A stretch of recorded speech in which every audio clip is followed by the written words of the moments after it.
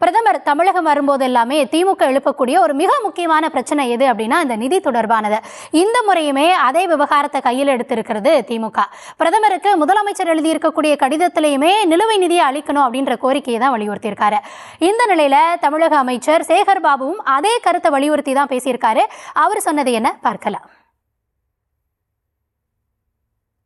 நன்றி, மகிழ்ச்சி, வரவேற்கிறோம்.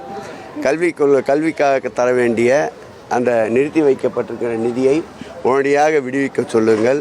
தமிழ்நாட்டு வளர்ச்சி அதிலேயும் அடங்கியிருக்கின்றது. கேட்ட நிவாரணத் தொகையெல்லாம் உடனடியாக விடுவித்து தர சொல்லுங்கள். அதேபோல் நாங்கள் கேட்டிருக்கின்ற மெட்ரோ ரயிலுக்கு உண்டான பணத்தையும் உடனடியாக விடுவித்து தர சொல்லுங்கள்.